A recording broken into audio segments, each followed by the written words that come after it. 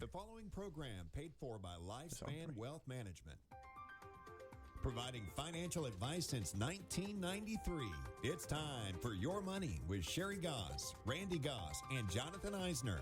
And now from the Macon studios of News Talk 940 WMAC, it's Your Money. Good morning, Middle Georgia, and thanks for tuning in to Your Money, produced by Lifespan Wealth Management. As financial advisors, the main thing we do is provide retirement planning advice and manage our clients' investment accounts. So if you're looking for an investment advisor, call our office at 478-922-8100 to set up your complimentary consultation. Lifespan Wealth Management has offices in Macon and Warner Robins for your convenience and has been serving Middle Georgia for over 30 years. You can learn more about our services by visiting our website at retirerelax.com. And while you're on our site, go to the special reports section where you'll find several reports that are available to you for free.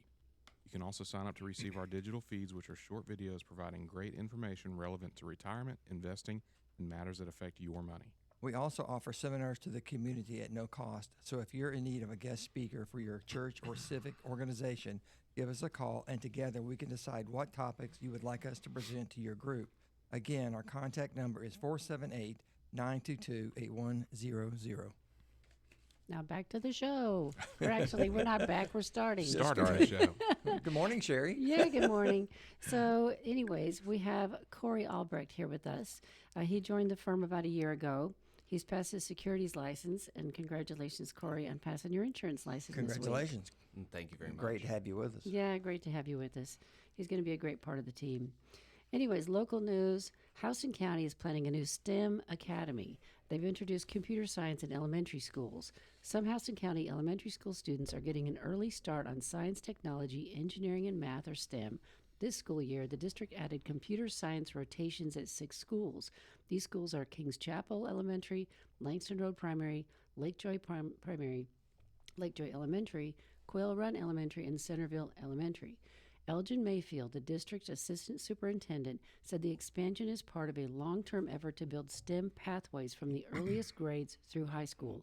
Mayfield said that this is the beginning of a pilot program that we're hoping to expand district-wide.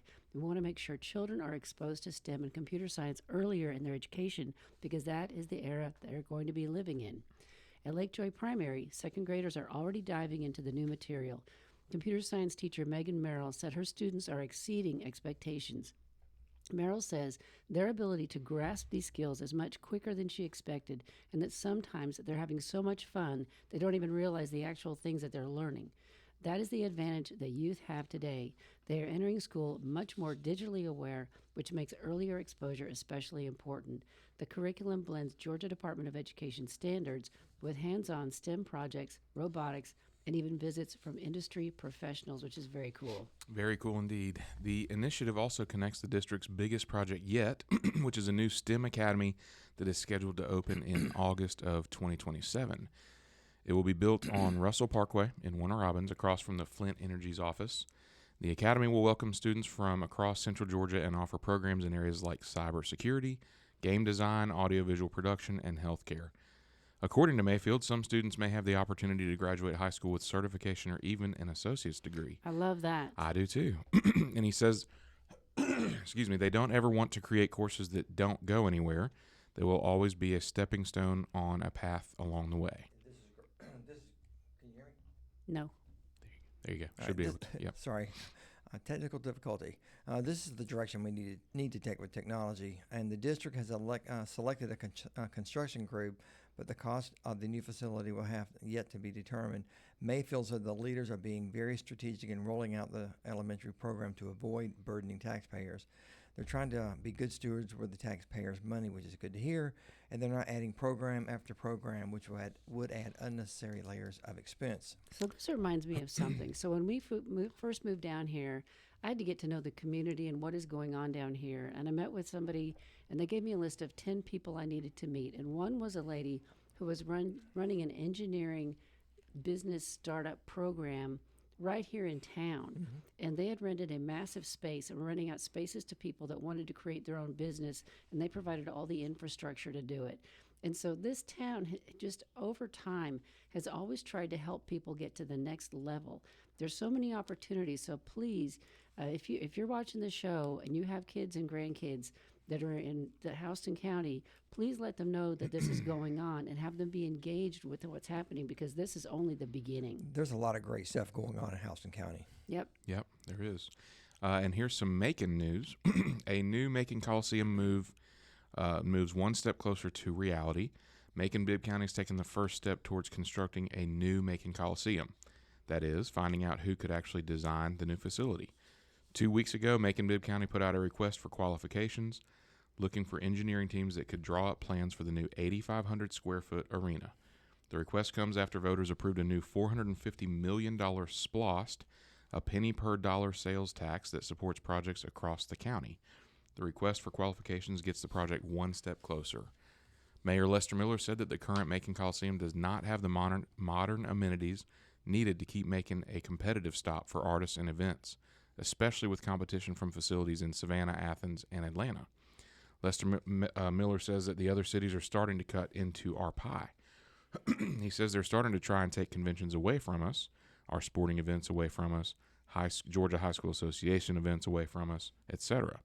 In the request, the Macon-Bibb County is asking for an engineering firm or team that has the necessary skills to design a 200,000 square foot arena with premium seating, concession areas, and behind-the-scenes facilities needed for a state-of-the-art spectator venue. Now, is it 200,000 square feet or 8,500 I square was feet? wondering that because Yeah, I think it's 8,500 is not very big for Yeah. a venue. I think it's a typo. Yeah, I think there's houses bigger than that around here. So Right. Anyway, the request for the qualifications says the new arena will be constructed before the county makes any changes to the current Macon Coliseum. So the current facility can continue to operate during the construction process. County leaders have outlined their goals and desires for a fast-track approach to the project, meaning they would like to see the project completed in 3 years, which would include both the design and the construction process. The new Coliseum will be built adjacent to the existing facility. I've always wondered what they're going to do with that big chunk of land, Right. just sitting there. Yep. That's going to be fantastic. Plus, I guess everybody will have to park. I guess they won't be parking over there and walking across that street. I hope not, anyway. Well, what's interesting to me about it is that we've just built the Atrium Amphitheater Yep. in the Yes. last 2 years, and it's pretty, I think, by all accounts, it seems like a successful They're endeavor. talking of expanding it already. Are they really? They are. yes. Wow. It's that busy. So then if this comes to fruition, we've got two like pretty major venues in Macon, which Yep. is awesome. And what's going on up with the place that they blew up? I can't remember what's going there. They grew grass on it for now. I don't know what's going there. Very but it's- eventful. It's very pretty. It's a massive space that but- something else is But going to they're happen. on the other side of that street, though, is where the new Mercer Mercer. Medical Facility is going to go. There's a lot of good stuff going on. Anyways, other local news announced this week: Spirit Airlines has canceled its plans to offer flights to and from Macon. Wow. The direct flights to and from Fort Lauderdale were originally scheduled to begin October 16th. However, after Spirit Airlines declared bankruptcy last week, they will no longer focus on the Macon market. Their plan will be to focus on their larger markets to try and keep the company afloat. Now, on to your money.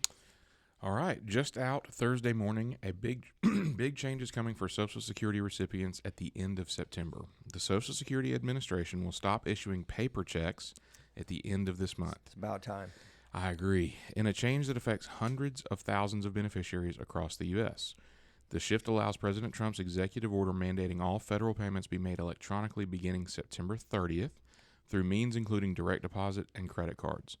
Paper-based payments are more costly and vulnerable to fraud, theft, errors, and delays, according to the White House. According to the Social Security Administration, less than 1% of beneficiaries actually receive paper checks.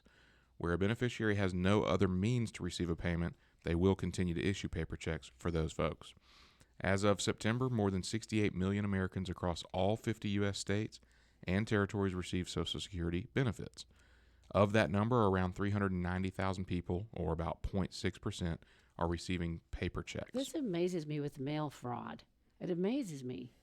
I What? guess it, They're still going out. That they're still doing it? Yeah. yeah. Well, but even we have some clients that just don't have computers, even Yeah. email addresses. They have no, and this is all they've ever known, I guess. I know. But And that's so- few and far between. And It is. And that's what they're talking about. They're still going to allow for that very small percentage of people who But hopefully they get can't most of do it them via in the program. electronic. Right. Yeah.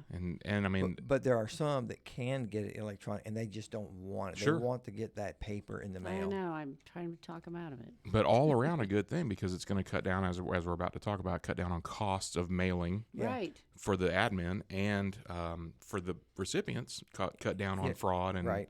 all the bad things that can happen in a paper check. But the Social Security Administration is actively contacting those beneficiaries to notify them of the change, as well as the process to shift to electronic payments before September 30th. Some exceptions will be made, including in emergency situations and for those without access to digital payment systems or banks, like we're talking about with some of our clients. Sending paper checks is around 50 cents compared to less than 15 cents for an electronic funds transfer. Paper checks are also 16 times more likely to be lost or stolen. In fiscal year 2020, it cost American taxpayers more than $650 million to maintain the technology and infrastructure needed to process paper records. Treasury Secretary Scott Bessent said that reducing paper checks has been a long-standing bipartisan goal that our administration is finally putting to action, and that it will help reduce fraud and theft. It'll also remove delays that prevent hardworking Americans from receiving their payments. Agreed. About time. All right. How much of your retirement money should be in stocks after 70? Retirement often comes with the relief of leaving behind decades of work, but also brings its financial puzzles. One of the biggest questions for people in their 70s is whether they should still keep money in the stock market, and if so, how much. The balance between protecting your savings and keeping them growing is not as simple as it once seemed. For years, the 100 minus age rule guided retirees. A 70-year-old, for example, would keep 30% of their portfolio in stocks and the rest in safer investments like bonds and savings accounts. But with longer life expectancies and rising costs, many experts now suggest a more growth-oriented formula, the 120 minus age. That means a 70-year-old could keep as much as 50% in stocks, giving their savings a chance to outpace inflation. And I have clients in their 80s who have more than that percent in the market as they're growing this money for their beneficiaries because they don't ever plan on spending it. Yeah. And, a few comments about how we manage our money here. First of all, we watch the markets all the time, and we adjust the portfolios based on what we and our investment partners see in the current markets and on the horizon. And we have portfolios that are very conservative all the way up to very aggressive. But the decision to put someone in a specific account is not done in a vacuum. It is done with careful consideration of the entire person's financial needs and their ability to withstand a market pullback. For example, I received a call from a couple several years ago, and they had opted to be placed in our most conservative portfolio, which at that time had about 10% in cash. But with the size of their portfolio, that 10% represented a fairly large amount of cash. And several years later, they realized that the money in their account was not for them, but for their heirs, and they never really used anything in that account. And they decided to move to the next portfolio above the most conservative to put more money back to work in the market. So after speaking with Sherry, that is what we did. They have since passed, and they never needed that money. And like Sherry was talking about earlier, so the risk tolerance increased as they got older. It did not go down as you might expect. They had more money than they would have ever needed in their lifetime, and it's not a bad place to be if you can get there. Right. So you just have to take the whole person into consideration. All the factors. And not just one time when they get into the market. Every time we meet with a client, we take that into consideration when we review them. So For sure, because things change. that's how life happens. That's how we do our business. Yeah, exactly. And no two retirees are alike. Some have generous pensions or large savings accounts, while others rely heavily on what they have saved and set aside in investment portfolios.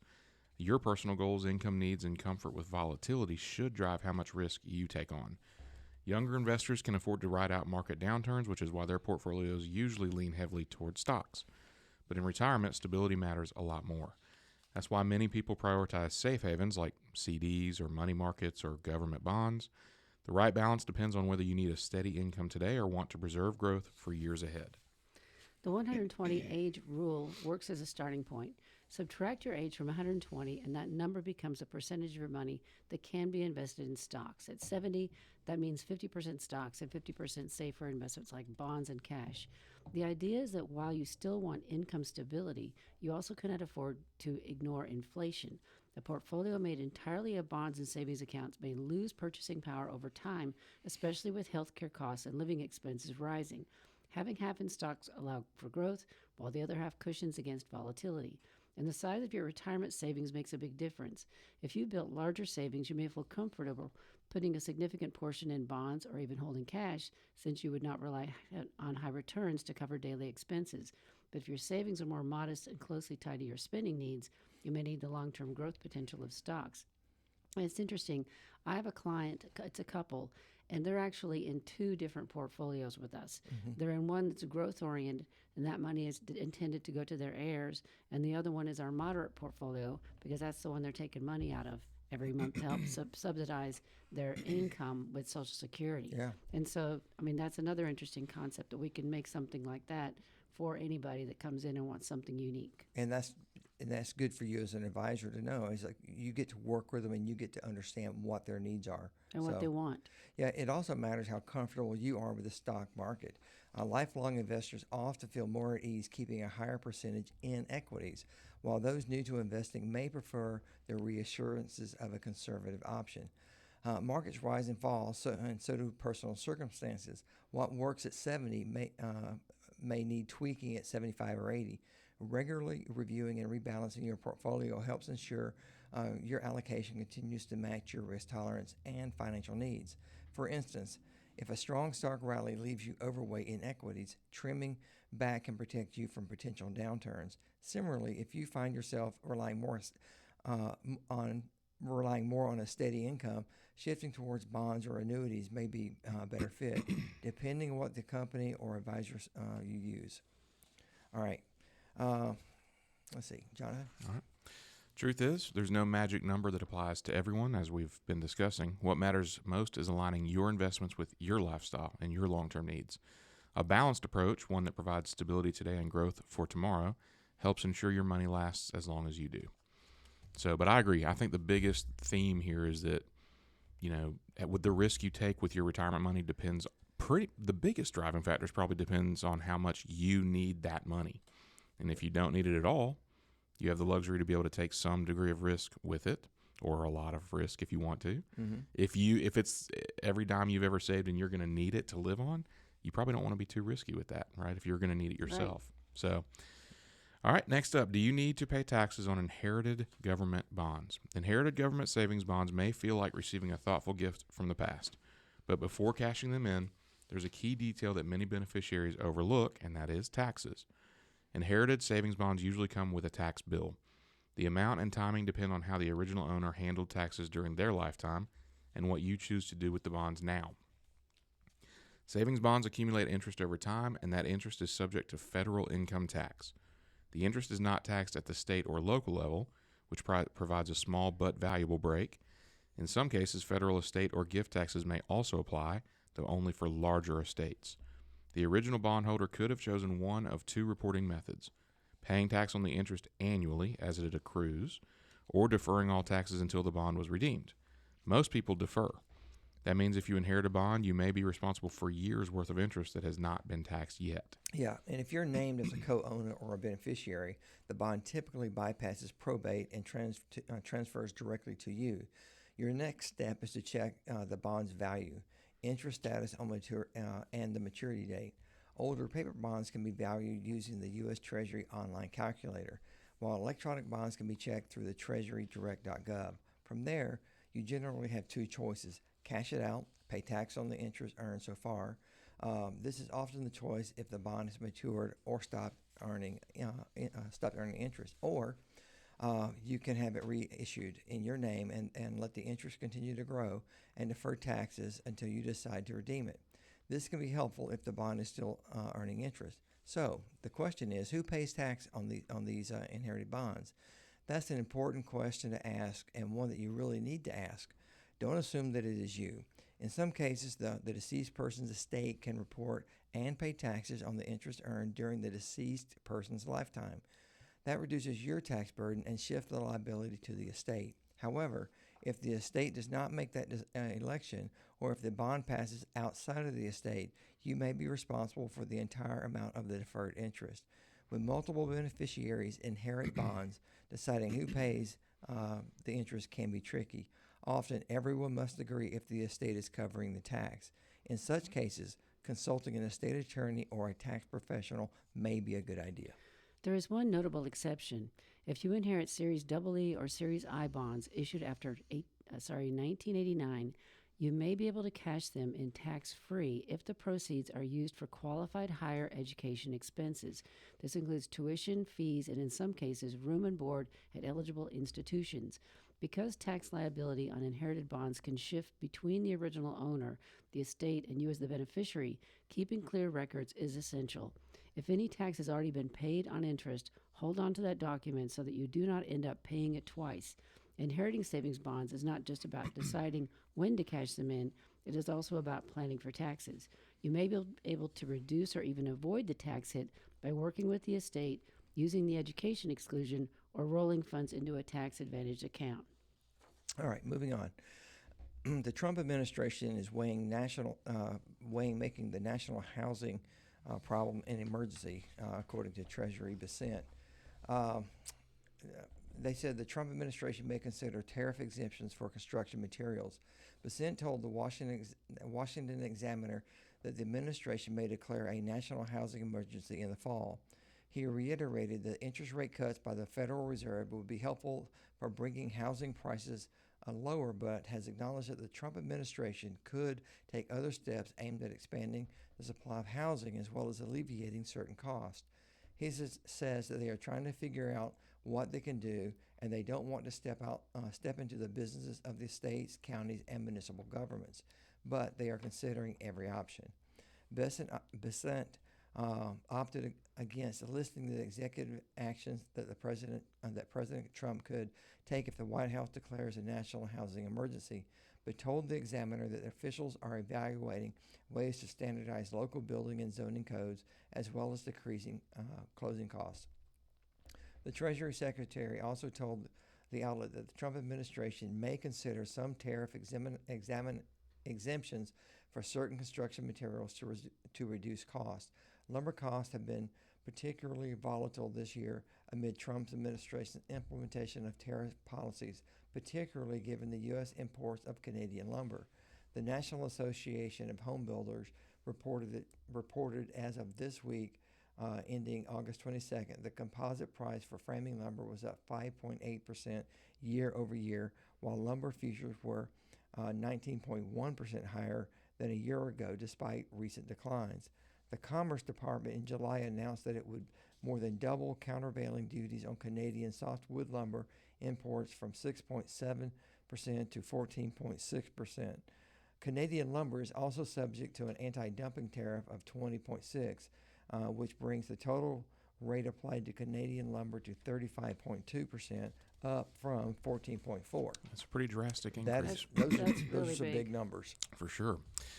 A new Market Watch opinion says that you should think twice before buying private equity in your 401k. It's interesting. We were just having conversations about private equity this morning. Right. News that Wall Street's private equity funds will soon have legal access to your 401k plan sets up the greatest opportunity in history for fleecing the American public. This is Market Watch's opinion. And I don't like this. Right. Private equity fund fees are on the order of 3 to 4% per year, according to Finance University professors Steve Kaplan and Burke Sensoy. That's 30 to 40 times as much as the fees of low-cost index funds, many of which charge about 0.1% a year or even less. Private equity firms typically charge about 2% of assets per year, plus 20% of the profits, if any. As Americans in total have $43 trillion invested in retirement plans, including $12.2 trillion in employer-based defined contribution plans like 401ks, the opportunities for the industry are absolutely extraordinary. The opportunity for investors, maybe not so much. Private equity isn't a separate asset class, despite the hype. It's just another type of equity mutual fund. Some funds, known as venture capital funds, invest in early-stage growth stocks. Others buy mature companies, supposedly improve their performance, and then sell them again. Think of it like buying a condo or a home, fixing it up, and then flipping it, only with companies instead of homes. Claims that they do much fixing up are very open to debate. Most of the industry's returns have come just from financially gaming the system, buying companies cheap, preferably in a depressed market, taking on massive amounts of debt, and then selling the companies when the market is back up. In other words, debt and a rising market. The Genius of the Condo Flipper. A recent study by McKinsey reported that just since 2010, this game, leverage, and expanding multiples on the market accounted for 2/3 of total private equity returns. Most of that was just using debt. It is surely no coincidence that this has worked best when the market was rising and debt was getting really cheap. Private equity kicked off in the 1980s when the S&P 500 at its lows sold for about 8 times earnings. Since then, the market has boomed and the interest rates on bonds have collapsed. For decades, the industry has taken advantage of these two trends. During that time, the average returns per year on the stock market have been about 5 percentage points more than the average interest rate on BAA-rated bonds. But today, the S&P 500 sells for about 24 times earnings, while the interest rate on corporate bonds is less than half what it is. As every condo flipper knows, the game works as long as the condo prices keep going up and the debt is cheap. Take away those tailwinds and investors are faced with a heftier challenge. Do the math. Historically, going back to 1920s, the S&P 500 has earned an average of about 10% a year. If you invest in an equity fund that charges you 2% a year in fees plus 20% of any profits, the managers have to earn 15% a year gross just for you to break even with the index fund and bank 10% a year. In other words, they have to beat the market by 50% every year. Yeah, good luck with that. Then you add in the rising competition faced by all private equity managers because of the tsunami of money thrown into the industry, and you have a classic economic recipe for plunging returns. It is no surprise that the recent studies have all concluded that the performance of private equities since 2000 has been far less than it was in the 80s and 90s. Meanwhile, before the private equity industry lays claim to all of our retirement assets, they might want to explain what they're doing with the estimated $13 trillion in assets they already have. Consulting firm Bain, whose executives, including Mitt Romney, were among the pioneers of private equity in the 80s, reports in recent industry surveys that private equity managers today are struggling under a mountain of money they can't invest in business they can't sell. Just the buyout funds alone are holding 1.2 trillion in so-called dry powder, which is a tedious industry expression for money they are still waiting to invest. That includes $288 billion of aging dry powder, meaning money that funds have been trying and failing to invest for at least 4 years. Sure, that gives these guys more money with fees of 3 to 4% per year. And despite the booming stock market, Bain adds that the buyout funds are also struggling to unload a towering $3.6 trillion of unrealized value represented by 29,000 unsold companies. You got that. They can't find anywhere to invest over $1 trillion of money they already have, and they can't sell 29,000 companies they own. As a result, Bain adds, the amount of capital returned to investors is not keeping pace with the industry increasing scale. While the global buyout, that's assets under management, has tripled over the past decade, distributions as a percentage of net asset value have fallen from an average of 29% from 2014 to 2017 to 11% today. This is a recipe for disaster. Yep. I don't like it. Yep. You've been listening to Your Money, brought to you by Lifespan Wealth Management, proudly serving Middle Georgia for over 30 years. Our mission? Helping folks just like you plan for a secure and stress-free retirement. Need a trusted financial advisor? Call us today at 478-922-8100 and schedule your complimentary consultation at our Macon or Warner Robins office. Want to learn more? Visit us anytime at retirerelax.com. Because when you plan smart, you can retire and relax. And here's something extra. We offer free educational seminars for the community. If your group needs a guest speaker, give us a call and let's make it happen. That's 478-922-8100. Now, let's get back to the show. Okay. The title of the article, she's 7 years old. Her parents are saving to support her when she's 30. This was a very interesting read. This has caused a lot of conversation around this office. Yes, it has. Leza and Anthony, also known as the parents in this article, are saving about $1,000 a month for their 7-year-old daughter, Zoe. This money is not for college tuition or summer camp or medical expenses.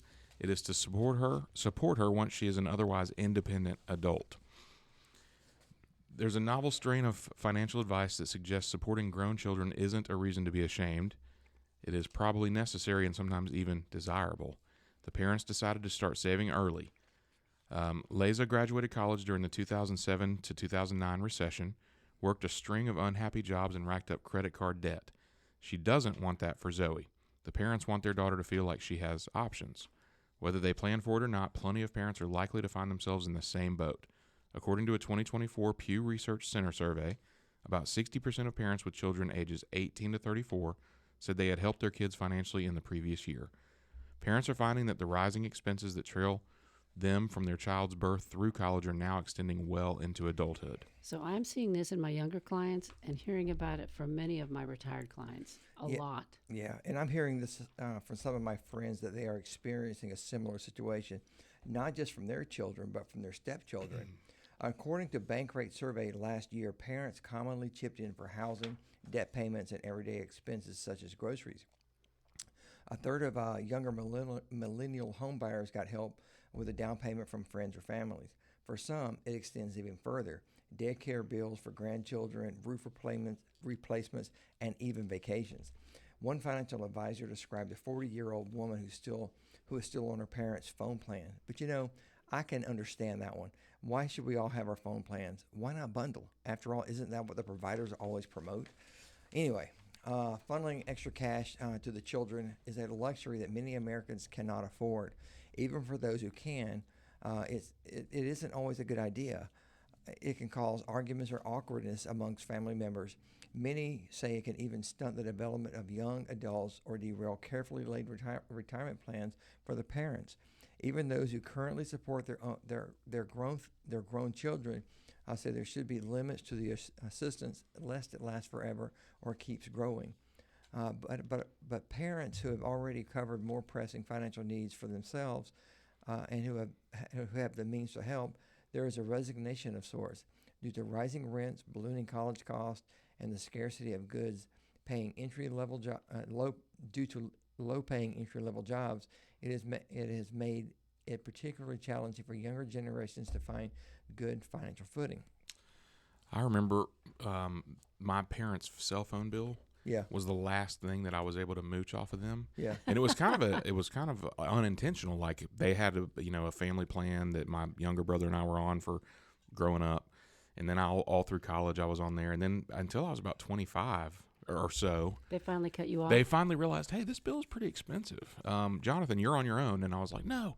And it was just me and Katie at the time, and the cell phone bill was probably $100 or something. Yeah. But I just remember that sting of taking on a new bill that I didn't previously have Wow. as an adult.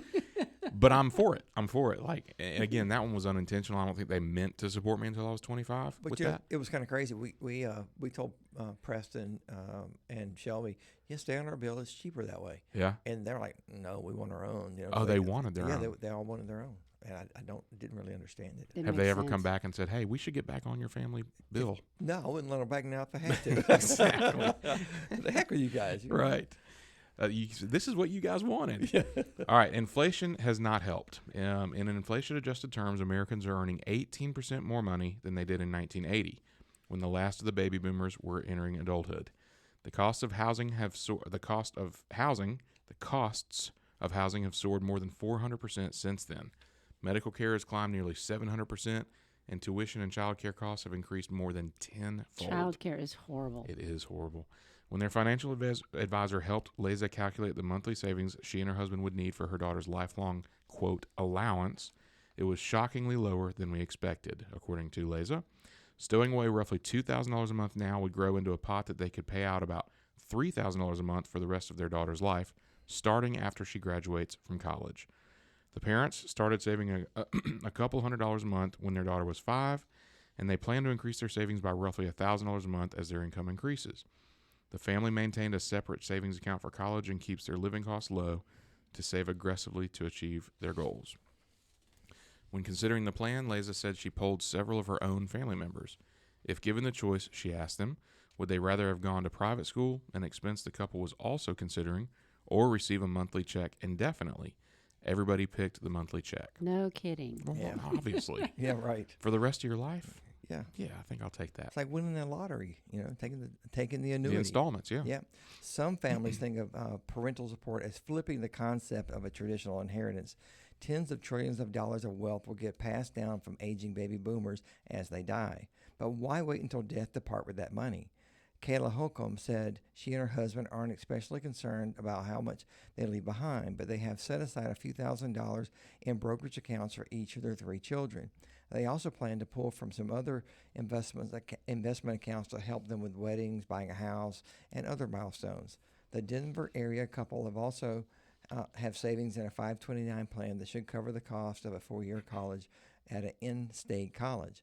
Holcomb's thinking is, how can I help them while I'm still around when it's early in their life and when they need it more?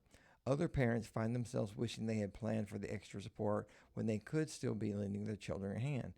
In the years when the child is most setting off on their own are typically when parents are refocusing on their own priorities, such as making catch-up 401k contributions to save for their own retirement. Right. Melinda Kales, a high school teacher near Cleveland, covers housing, car payments, and tuition costs for her 24-year-old daughter, Peyton. Though she wants to support Peyton as she finishes her degree at a nearby community college, Melinda says that the added costs have put a strain on her own budget. You don't say. She has put off vacations and recently cut her monthly contributions to her own retirement savings in half. Peyton said she had a bumpier transition to adulthood than expected after graduating high school at the height of the pandemic. Her mother said she has watched every other graduate of the high school where she works struggle to afford college or land jobs. Melinda has come around to the idea that parents should have an extra savings account to help young adults if they can. Saving for the first 18 years of life, but cutting off support after that, she said, is like saving for vacation and saying you're only going to save for the hotel. So did Peyton ever have a job? Right. Did you ever have to work? Did she do chores? Did she cook dinner one night a week? What was she doing? Or is she 24 sitting at home playing video games and, or on her cell phone? Right. That they're paying for. I don't understand. So when I graduated from high school, I got a piece of luggage, literally. That was my graduation gift. And it wasn't for a trip to Hawaii. It was the message that I was on my own. Yes, I went to college, and Dad paid for the sorority at the advice of a relative, which was a great experience, but I was never allowed to go back home. I lived in cheap apartments, drove an old car, and had to really pre-plan for any food I would eat. Fortunately, I was working in a mental health hospital, and when I got to work, the breakfast rolls were still out. I would eat one that was on the table, and then I would grab another one for my lunch. I mean, literally, that's how broke I was. Those were rough years, but they made me want to do better. So I kept at it, got my master's degree, and here I am. I wonder how I would have turned out if they had paid for my rent, food, etc. I think it would have been a disaster because I wouldn't have learned anything. I mean, I learned so much having to scrape by. I remember going to Kroger on Saturday mornings because they had all the samples out, and that was my breakfast on Saturday morning. As I would troll through Kroger like twice and eat all the samples and then buy stuff I could make for the pot of soup I ate on all week. And then for lunch, you went to Sam's Club and got their samples. Come on, Sherry. I didn't have a Sam's membership. Oh, come on, Sherry. You still do that. Right. Breakfast on Saturday There's mornings. hardly any samples Meet y'all at anymore. Kroger. I have to stop at all the Krogers on the way down here. They stopped doing the samples because of Sherry. Right, probably. Yeah, right. This is tough, though. Every family situation is different. Not only that, the world we live in today is different than the world we grew up in. Generationally, we no longer live like the Waltons in the old TV show. And if you don't know who the Waltons are, they're a TV family that all lived under the same roof in the rural mountains of West Virginia in the Appalachian Mountains. First of all, today is a big deal to get 3 generations to show up for a free meal at Christmas or Thanksgiving. The point is, times have changed. Today, when people graduate college or even high school, for that matter, the job offer could be more geographically separated from the parents than their parents were when they took their first job. Absolutely. After graduation. Sherry, Jonathan, how about yours? Did you go back in your hometown for your first job? How far away There were were you? no jobs. Well, yeah, you had to. I got my degree, so I had to move to Spokane, Washington, and I still made it. I had a job in a nursing home as an activity director that I barely could pay my rent, gas, food, and somehow I wandered into this guy who sold me a lifetime gym membership, and that was my entertainment, as I could go to the gym twice a day for free. because that's all I really had to do. After Kroger and Sam's. Yeah, Yes. yeah. Well, there was no Sam's. There was only a Kroger. What So is a sorry. lifetime gym membership? So I can't remember how I got into this, but this guy was selling this plan at this gym, and it was a fabulous gym. And I paid a certain dollar amount that locked me into that ownership of that membership for the rest of my life. And what's so crazy is when I moved from Spokane to Boise for a better job in a mental health facility, there was one of those gyms in Boise. So that was my outlet, was to go to that gym. I literally went twice a day because I had nothing else to do other than work and be at home. Work out.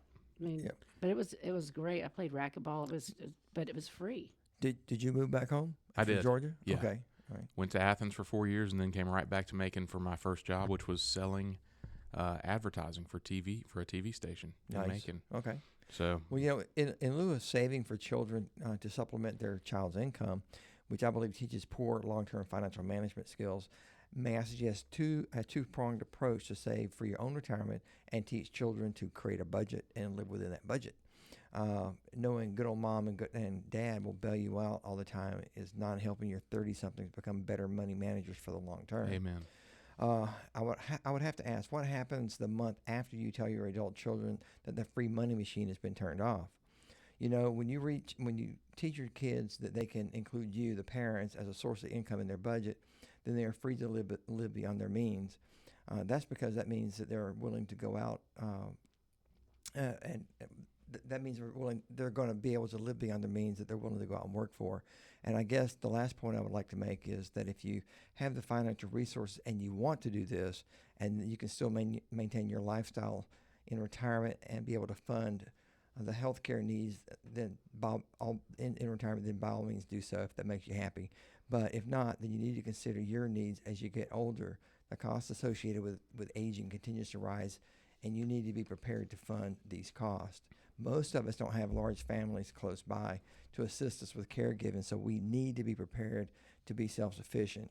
And, will your children who you continue to fund be there to fund your nursing home or your long-term care needs if it came to that? Doubt it. Probably not. My parents helped me financially all through college. I didn't have to work during college, which allowed me to focus more on school and partying and things like that. I had a good car. I had a good apartment. I had always money for food and gas, and I finished my degree in 4 years.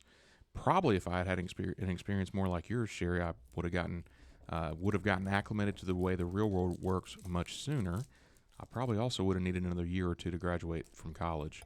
But looking back on it, I'm extremely grateful that my parents took care of me financially in those years, as it allowed me to have a great college experience and create a lot of lifetime memories from those years. Katie, my wife, she had a similar college experience to mine. Her parents helped her get through her college years as well. Then we both got good jobs right out of school, right back in Macon, and we picked up on things pretty well. I think that taking care of your adult children, as in when they're out of college and on their own, is not something I see very much value in personally. At some point in life, you have to figure things out for yourself. You have to take ownership and responsibility.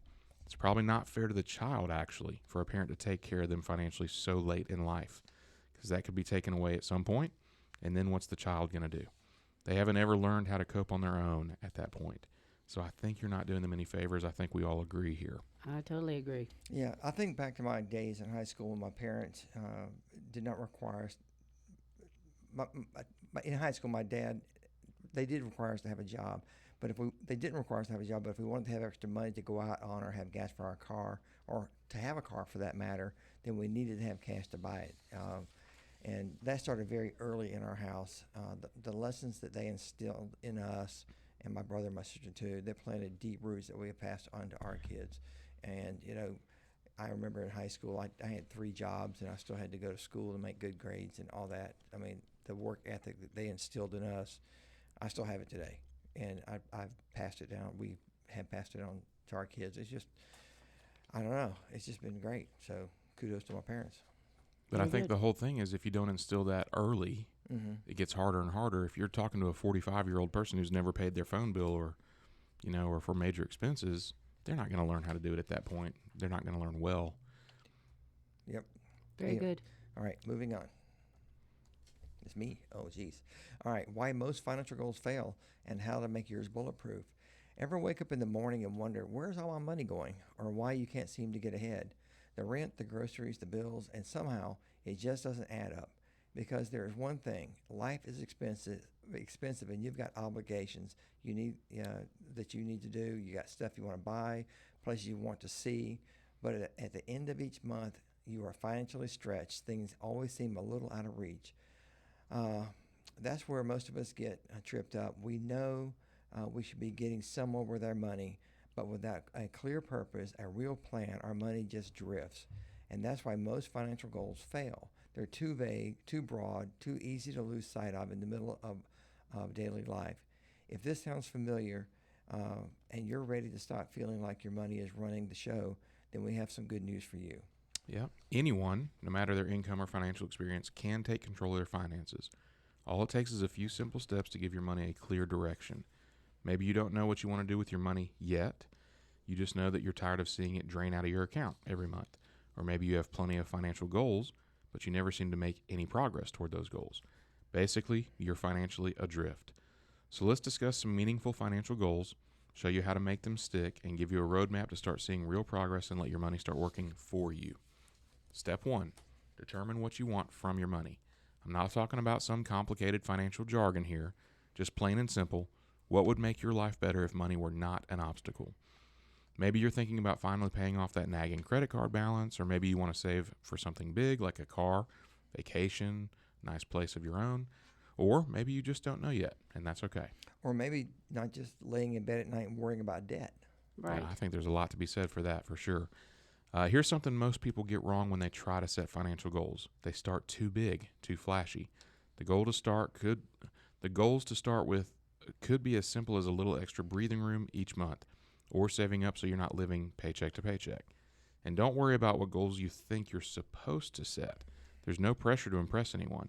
This is about you and what matters most to you. In fact, setting goals that matter to you is crucial to achieving them. If the goal isn't exciting for you, it can be hard to muster the willpower and effort that you need to actually achieve it, which often results in giving up. Agreed. That's right. If creating an emergency fund doesn't get your blood pumping, but you're ready to do whatever it takes to fulfill your dream of flying to Hawaii to swim with dolphins, hopefully achieving this success will enable you to start tackling other goals like creating an emergency savings account and paying off those pesky credit cards, which are just a ripoff.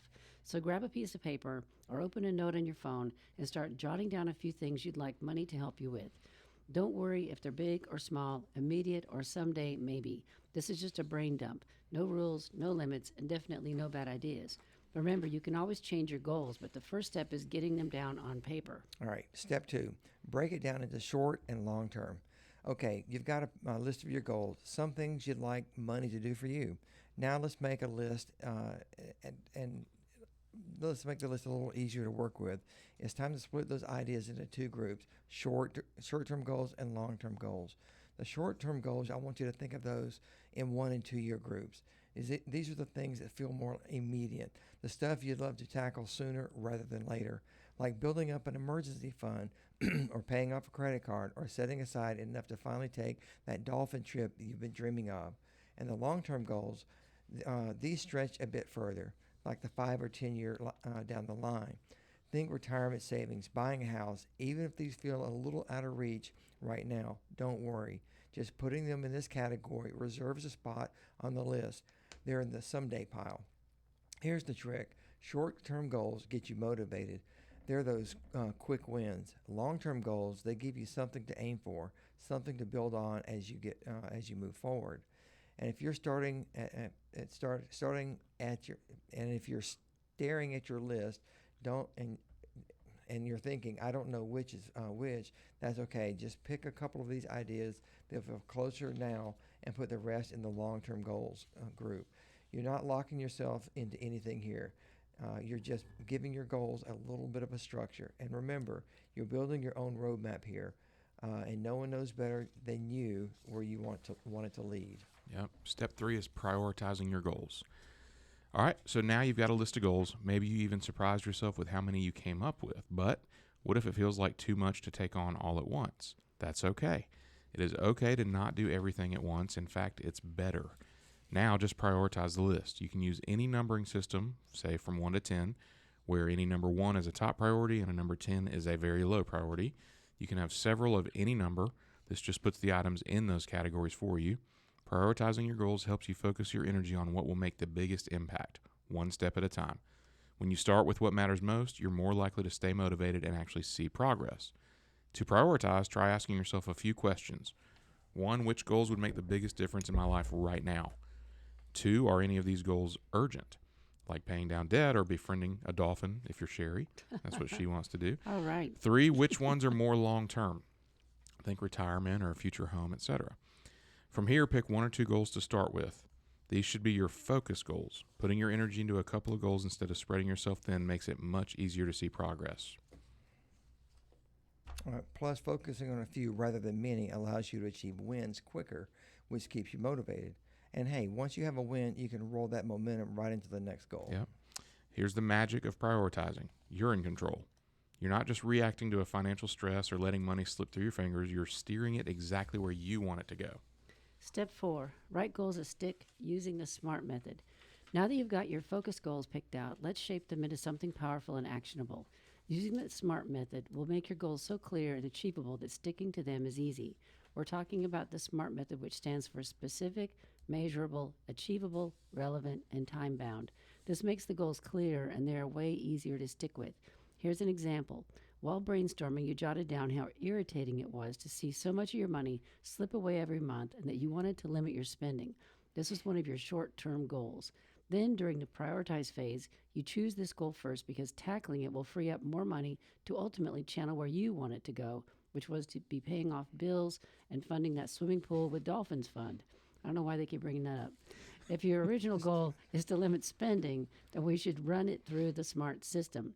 Specific is S. The clearer, the better. Think about exactly what you're targeting. Limit spending is vague. How about limit spending on takeout so you're not cutting all the fun, just the extra fries and lattes? Measurable. Attach a number to it so you can track progress and know when you're winning.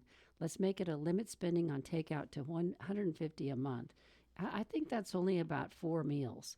From what I'm hearing from people that order from Chick-fil-A, $25 a pop for 1 meal. Yeah. Because it's delivered. It's all out of control. And then you tip. I mean, that's just nuts. And then you put it on the Klarna, 4 payments interest-free, like we talked about a couple months ago. Gosh. Now you've got an exact target for how much you're allowed to spend. Achievable. Set a goal that's challenging but possible. If you're used to spending $300 on takeout, $150 is a solid stretch, or just stop doing it altogether, please. Relevant.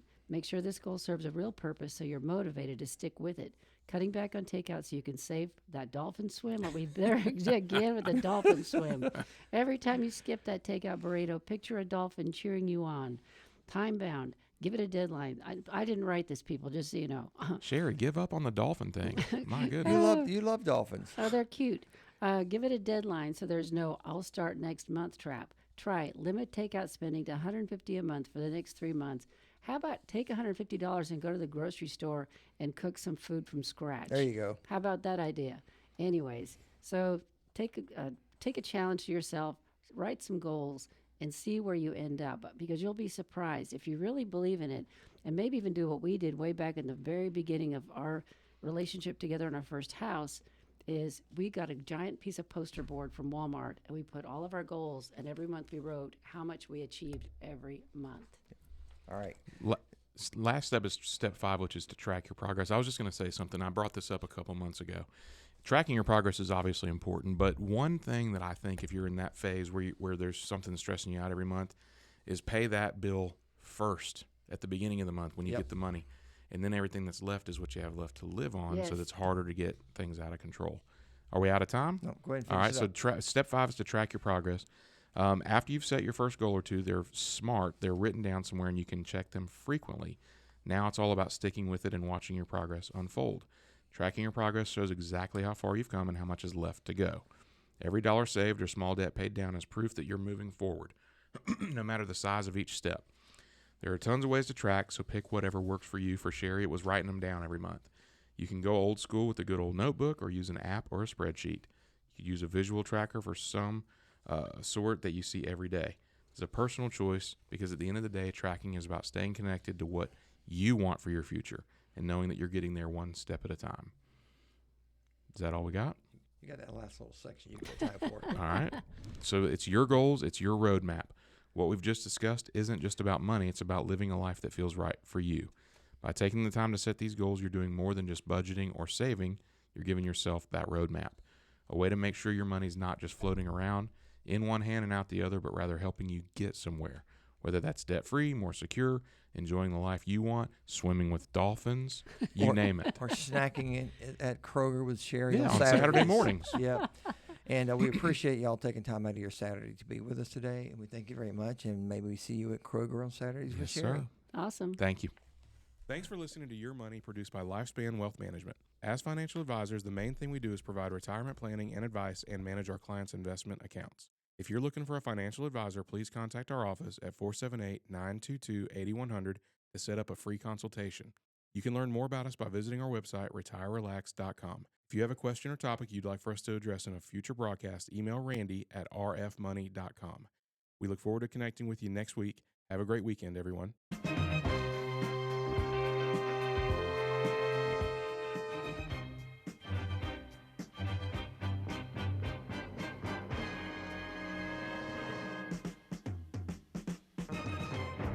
Securities and investment advisory services offered through Osaic Wealth Incorporated, member FINRA SIPC. Osaic Wealth is separately owned, and other entities and or marketing names, products, or services referenced here are independent of Osaic Wealth.